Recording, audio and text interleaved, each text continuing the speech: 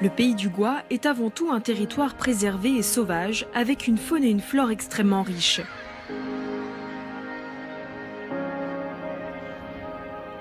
Le territoire est aussi une étape incontournable sur la route de l'huître.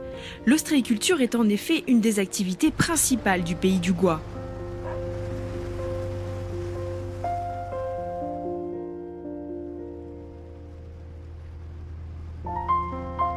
L'aquaculture y est aussi très développée. Ici, dans cette nurserie d'huîtres, on produit du naissain comme nulle part ailleurs. Donc, quotidiennement, on jette un œil. Ce qui nous intéresse de savoir, c'est si la croissance est au rendez-vous. Et là, elles sont en très bonne forme, parce que vous voyez une dentelle assez friable.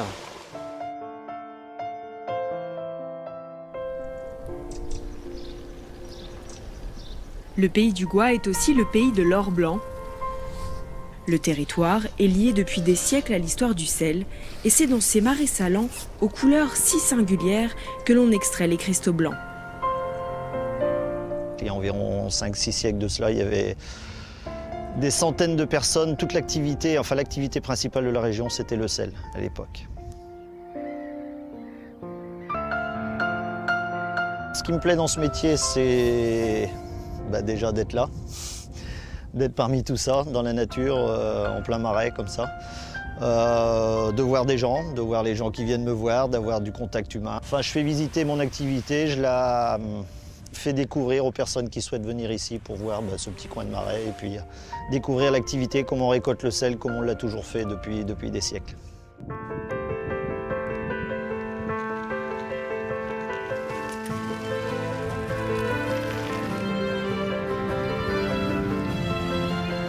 Lorsque l'on quitte les sentiers battus, une multitude de paysages s'offre alors aux promeneurs.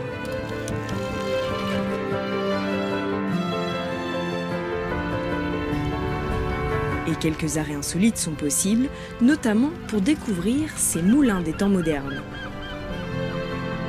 Vous êtes sur le polder du Dain, c'est un endroit qui a été choisi par EDF Énergie Nouvelle pour construire ce parc éolien. Pourquoi EDF Énergie Nouvelle a choisi ce site? Eh bien parce que l'élément principal étant le vent, eh bien du vent on en a suffisamment pour faire tourner les éoliennes.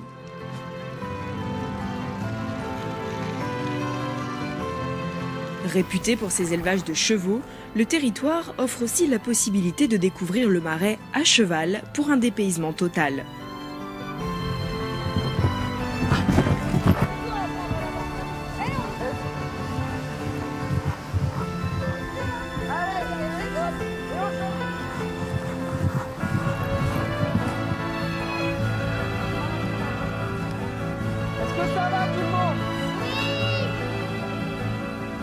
Au pays du Gois, on trouve également des endroits paisibles, au bord de l'eau, pour pratiquer la pêche à la ligne.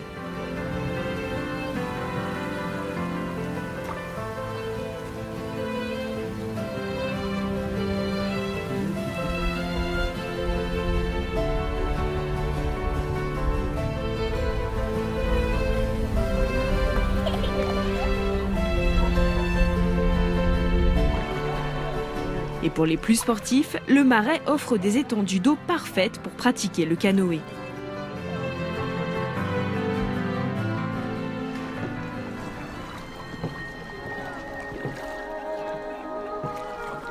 Le pays du Gois, ce sont aussi des hommes et des femmes très attachés à leur territoire, toujours ravis de partager les traditions d'antan.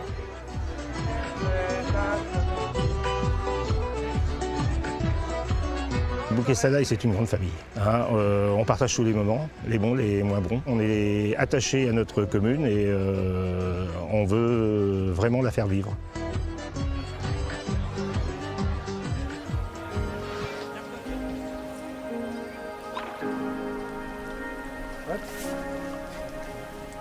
Baignolles, c'est une embarcation qui servait à transporter les gens, le bétail et le matériel dans les fermes jusqu'aux années 60, quand les routes n'étaient pas faites.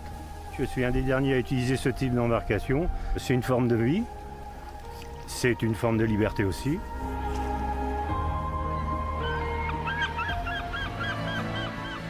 Mais que serait le Pays du Gois sans sa route submersible de 4,2 km de long?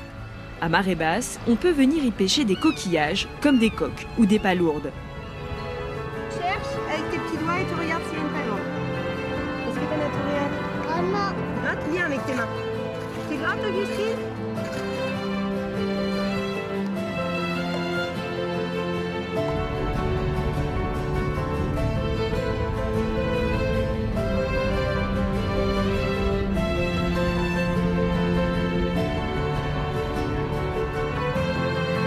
Ce passage est devenu également un lieu de renommée mondiale grâce aux Foulées du Gois. Un événement sportif qui réunit chaque année les coureurs les plus téméraires du monde pour défier la marée. Le reste du temps, le Gois est un morceau de mer vivant et unique au monde.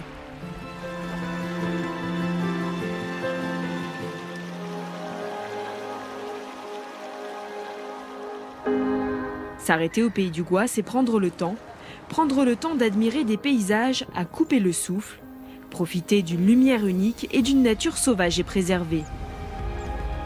S'arrêter au Pays du Gois, c'est découvrir des produits uniques, mais surtout profiter de moments entre amis ou en famille sur un territoire authentique.